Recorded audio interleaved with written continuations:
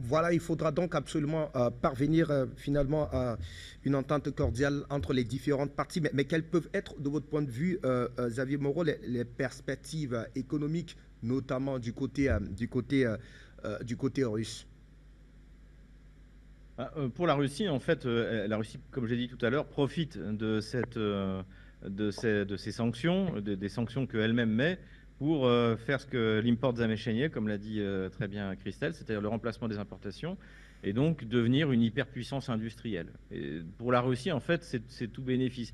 Je ne dis pas que c'est indolore, évidemment, qu'il y a des choses compliquées, il y a des difficultés, il y a de l'inflation, notamment parce que comme l'économie est en surchauffe, puisque donc les salaires augmentent, donc, mais c'est plutôt des choses d'ailleurs qui sont globalement positives, mais à la fin, le résultat va être tout à fait bénéfique pour la Russie.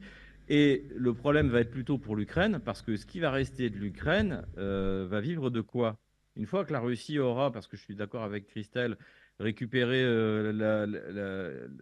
Kharkov et Odessa, c'est-à-dire la Nouvelle-Russie, en fait, c'était de ça dont vivait l'Ukraine centrale et l'Ukraine de l'Ouest. Vous voyez les cartes des échanges internes de, de- avant Maïdan, qui avait été publiée par Olivier Berruyer sur son site Les Crises. On voyait très bien qu'il y avait une partie de l'Ukraine qui vivait sur l'autre. Et pour le malheur des Occidentaux, c'est que la partie riche de l'Ukraine, où il y a les ports, où il y a les industries, où en plus où il y a une tradition de travail, hein, le stakhanovisme notamment dans le Donbass, c'était là qu'était la richesse de l'Ukraine. Donc une fois que la Russie aura libéré ses territoires et les aura, je pense, rattachés à son propre territoire, à la fédération, ce qui restera de l'Ukraine va devoir se mettre au travail. Et ça va être beaucoup plus compliqué qu'à la bonne époque où on pouvait tranquillement piller les richesses du Donbass et de la nouvelle Russie. Donc c'est pour ça que, contrairement aux espoirs occidentaux qui espéraient une saignée démographique russe, qui espérait de provoquer l'effondrement de l'économie russe, c'est exactement l'inverse qui va se passer. Et la Russie est un pays qui a des ressources immenses, ils ont largement de quoi, et ils le montrent à Mariupol, reconstruire ce qui a été détruit, relancer les usines. Et en fait, finalement, l'Union européenne, ou ce qu'il en restera, va se retrouver avec ce qui restera de l'Ukraine, c'est-à-dire en gros un pays balte de plus, c'est-à-dire un pays où toute la force vive se part à l'étranger et il reste les jeunes jusqu'à 18 ans, donc ils n'ont pas l'âge de partir, et puis des vieux. Voilà ce qui attend pour moi l'avenir de l'Ukraine. C'est pas Mhm. reluisant.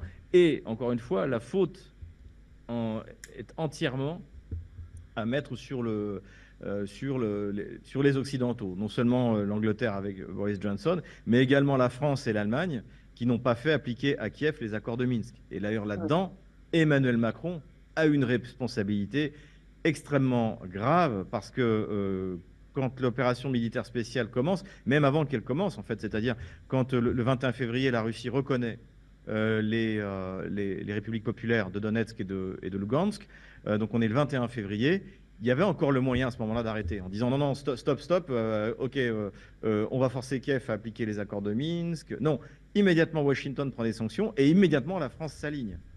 Et la veille, le 20 février, on le sait maintenant, Emmanuel Macron a appelé Vladimir Poutine, comme d'habitude avec une vulgarité assez incroyable, puisqu'en plus il a publié cet entretien, il était avec des journalistes qui gloussaient autour de lui, donc il a publié en juin 2022 cet entretien qu'il a eu le 20 février, la veille. Et il lui dit la veille, oui, oui, ne te laisse pas prendre par les provocations, etc. Je ne sais pas ce que t'as dit ton juriste, mais tu ne peux pas demander. Enfin, un discours complètement abscon qui montrait à Vladimir Poutine que visiblement il n'avait même pas lu les accords de Minsk. Voilà. Donc la responsabilité d'Emmanuel Macron dans cette catastrophe géopolitique, eh bien, elle est extrêmement importante. Mais malheureusement, comme il n'y a pas d'opposition, en tout cas parlementaire en France, personne ne l'a attaqué là-dessus. Et tout D'accord. le monde est allé dans le discours, voilà, alors qu'on aurait dû lui demander des comptes.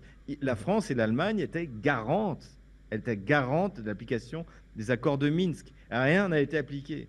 Rien. Mhm.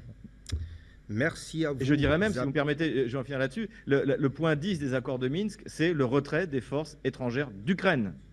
Or, de 2014, de 2015, au moment de ces accords de Minsk, pardon, jusqu'au début de l'opération militaire spéciale, l'OTAN, ouvertement, forme l'armée ukrainienne, est représentée en Ukraine, livre des armes. Mhm. Donc, tout le monde, les accords de Minsk ont été ouvertement bafoués par les otano-kéviens. Et donc la responsabilité en vient à l'administration Biden, à l'administration d'Emmanuel Macron et à l'administration d'Angela Merkel et finalement de Scholz. Mais Scholz, au moment du 21 février et du 24, il venait d'arriver au pouvoir. Il venait juste de gagner les élections à l'automne 2021, l'hiver 2021. Donc, à la limite, on peut dire, bon, il découvre les affaires, etc. Mais Macron, lui, porte l'entière responsabilité du côté européen de cette catastrophe qui a été malheureusement rendue nécessaire de cette guerre en Ukraine.